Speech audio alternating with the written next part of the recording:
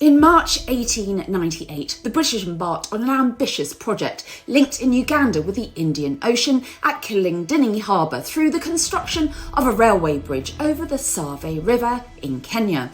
The site sprawled across 8 miles and housed thousands of workers, mostly from India, in several camps. At the project's helm was Lieutenant Colonel John Henry Patterson, and soon the project would take a dark turn.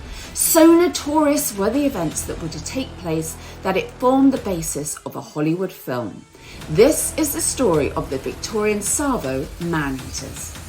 Along the Tsavo River, construction was forging ahead. However, one night, 2 maneless male lions, later known as the Tsavo man-eaters, began a terrifying assault on the camps. With a cunning that seemed almost supernatural, they dragged workers from their tents at night, leaving a trail of fear and death. The workers attempted to protect themselves from these lions. With campfires, they had livestock enclosures to tempt the lions away from them, and even constructed thorn tree fences. All of these devices proved futile against the lions' relentless determination. The 2 lions leapt and crawled through the barriers, their boldness growing as they began to attack in tandem, each seizing a victim under the cover of darkness. Despite a brief respite in the attacks, they soon resumed with a vengeance. The situation escalated to a crisis, with hundreds of workers fleeing from the area, halting the entire bridge's construction. The arrival of colonial officials and reinforcements of 20 armed sepoys marked a turning point in this battle for survival. Lieutenant Colonel Patterson, driven by a mix of duty and determination, embarked on a deadly game of cat and mouse with the lions. His first victory came on the 9th of December in 1898, when he shot the first lion that had stalked him following an initial injury. The second lion fell 20 days later after enduring 9 shots from Patterson's relentless pursuit.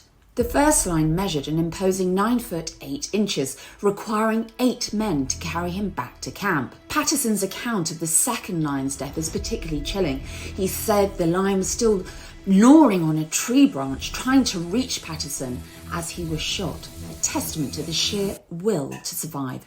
The exact toll of the injuries and deaths that were caused by these lions' reign of terror is still unclear. However, Patterson estimates 135 people were attacked or killed by these man-eaters of Tsavo.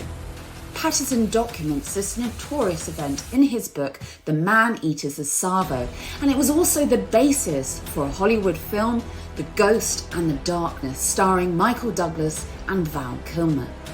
Meanwhile, Patterson used the 2 lion skins as floor rugs, and then he went on to sell them to the Field Museum of Natural History in 1924 for $5,000. The skins were in really poor condition, so they were reconstructed, and these 2 lions remain on permanent display along with their skulls at the museum today.